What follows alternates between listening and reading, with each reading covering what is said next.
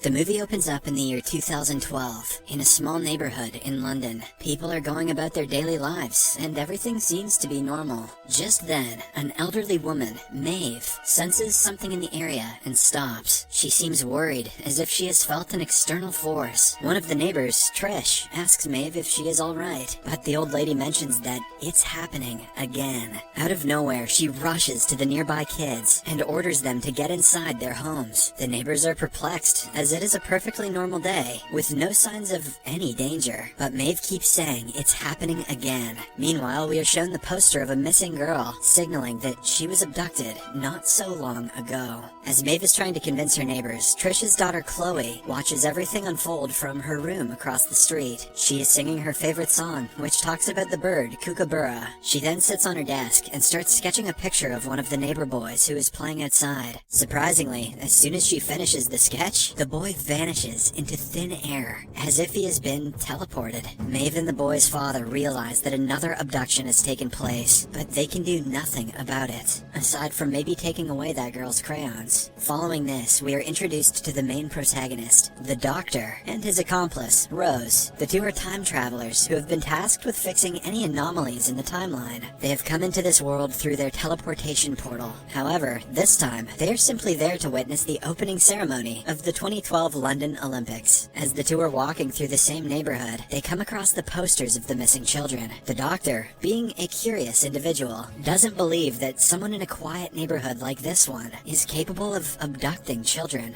Hence, he goes around the neighborhood and starts inspecting. When he reaches near the house where the last boy disappeared, he suddenly senses a wave of energy, thus concluding that the abductions are related to something supernatural. Meanwhile, Rose talks to a maintenance worker named Kel, who has been fixing the potholes in the neighborhood. It turns out that the Olympic torch is going to pass through this street on the way to Wembley Stadium. On the other hand, the Doctor gets into trouble for snooping around someone's house like a thief. Rose and Kel rush to help him out, while Maeve and Trish arrive to defuse the commotion. Once everyone is gathered, the Doctor takes out his police badge and mentions that he is a detective sent by the government to solve the missing children's case. When he asks if anyone has any information about the abductions, Maeve steps forward and reveals that an external force is taking the children away, and she can feel them. The group ignores how sus that was and continues discussing. As they do, Chloe can again be seen, watching everything from her room. She notices a cat and gets back to her desk to start sketching. While she is at it, her mother Trish comes into her room and tries to talk to her. However, the little girl acts unruly and orders Trish to go away as she is busy. "Go get my Pop-Tarts and juice." We also see several sketches of her wall, indicating that she has been doing this for quite some time. Outside, the Doctor and Rose come across the cat and start playing with it. However, as soon as Chloe finishes her sketch, the cat enters a small box, as if it is being called. Surprisingly, it vanishes inside the box, leaving the Doctor and Rose stunned. That was some Schrödinger shit. In the next scene, as Rose is investigating the neighborhood alone, she hears a strange noise coming out of one of the houses. Although hesitant, she opens the door, and a large supernatural-looking ball jumps at her. Fortunately, the Doctor arrives in the nick of time and neutralizes the ball, hence saving her life. Later, the two take the strange ball to their lab to find out its composition. After a bit of research, the Doctor finds out that the ball is actually made of graphite, the same substance that is found in an HB pencil. He also gets to know that the ball is charged with ionic energy, and that is why it came to life. With all the information, the Doctor concludes that the ball is just a pencil scribble, which was thrown away after the sketch became useless. Hearing this, Rose chips in with her theory that whoever is making the sketches has the power to either create or erase things from Earth. She also suspects Chloe, as the little girl is the only one who doesn't come out of her house, and looks weird all the time. Harsh. The following day, the two arrive outside Chloe's house to meet her, but they are stopped by Trish, who mentions that her daughter is busy. She also looks scared, as if she is hiding something. The Doctor senses this and promises to help her daughter, and this time, Trish agrees. After letting them in, Trish reveals that Chloe has been acting strange for the last couple of months. She never leaves her room, and scribbles random sketches all day long. Trish also mentions that her husband died a year ago, and they're happy about it, since he was a very bad person. As the three continue discussing, Rose asks for a bathroom break and heads upstairs. There, she notices Chloe getting outside her room and quickly hides. After the little girl is out of sight, Rose heads into her room and notices the weird sketches on the wall. She also hears an unusual noise coming from the closet. When she opens it, she is taken aback to witness a talking entity. The entity is a scary-looking sketch made on the wall, and it keeps on saying, "I'm coming." Okay.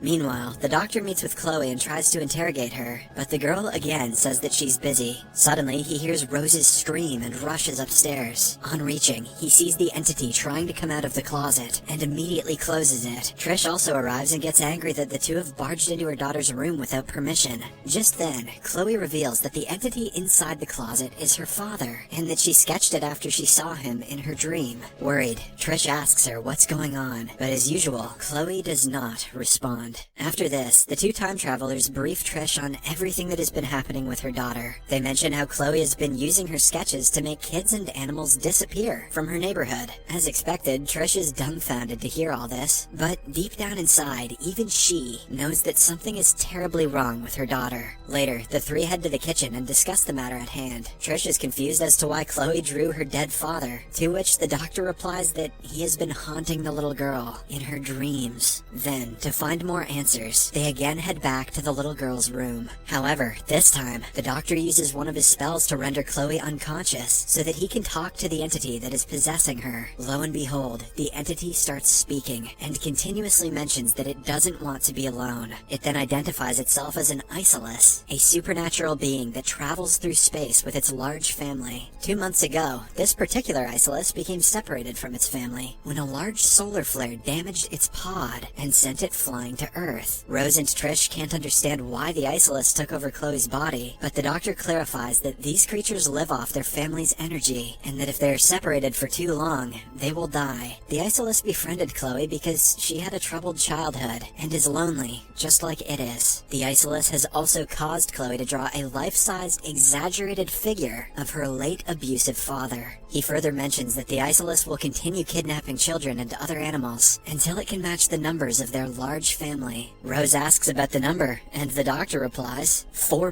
billion. This means that the Isolus will keep using Chloe to kidnap children until it has 4 billion family members. Chloe should just draw a bunch of rats and murder hornets. That would be a win-win-win. Just then, Chloe's father's entity inside the closet starts banging on the door. At the same time, Chloe starts having a panic attack, as if her father is attacking her mentally. With time running out, the doctor tells Trish to think of something that can calm her daughter down. Not knowing what to do, Trish starts singing the Kookaburra song, and fortunately, it works. The entity goes silent, and Chloe comes back to life. After a while, the doctor and Rose head out to look for the pod that brought the Isolus to Earth. The plan is to repair the pod so that the Isolus can return to its original family. Surprisingly, Chloe is following them everywhere they go. Later, the two head back to their lab and start creating a device that can track the heat movements of the pod and reveal its location. The task is not easy, but using his incredibly complex brain, the doctor prepares the device and finds out that the pod is hiding somewhere in the same neighborhood. However, just as they enter the area through their teleportation portal, the doctor and the portal disappear into thin air. It turns out that Chloe has sketched the doctor, as he was becoming a major obstacle in her plans. Now, with her master gone, Rose has to solve the case alone.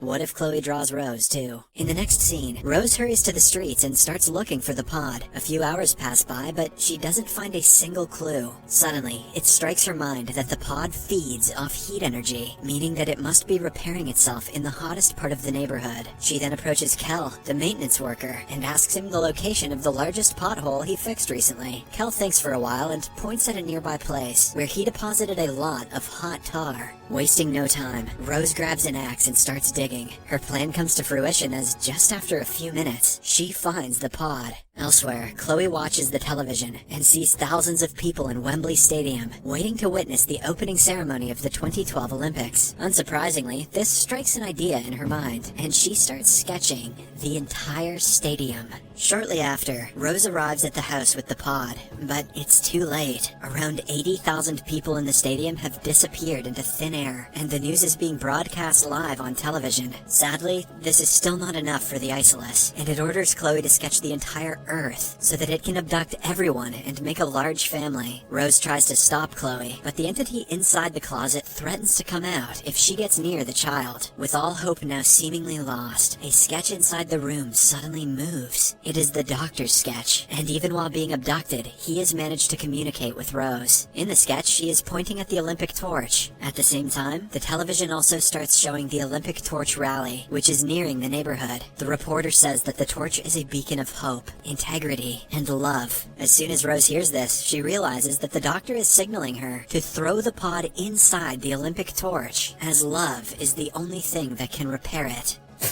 She immediately heads outside and joins the large crowd that is waiting for the Olympic rally to arrive. Once she sees the torch, she throws the pod into the air, and it lands exactly at the right spot. With this, the Isolus inside Chloe's body realizes that the pod is about to be fixed, and decides to return home. After it leaves her body, Chloe returns back to normalcy, and hugs her mother. The other abducted children also start reappearing, and even the entire Wembley Stadium is filled with the previously abducted spectators. Rose celebrates her victory with Kel, but when the doctor does not reappear, she becomes worried. Just then, she hears a monstrous scream from Chloe's house, and rushes to it. It turns out that the Isolus had left a small amount of energy behind, and using it, the entity from the closet has come out. It has trapped the mother-daughter duo inside, and is coming to finish them off. Rose, realizing that the entity is merely a lump of energy, tells Chloe to stay strong, and sing her favorite song. Although scared, the little girl starts singing the Kookaburra song, and her mother joins in too. The plan works, because the demon can't stand the sound of their singing, and it is pushed back inside its world, forever.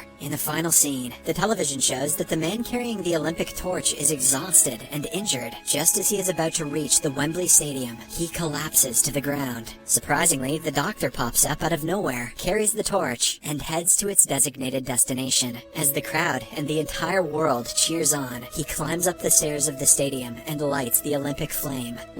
Did the first torchbearer just die, or the movie ends as the pod finally generates enough energy to travel back to its own galaxy?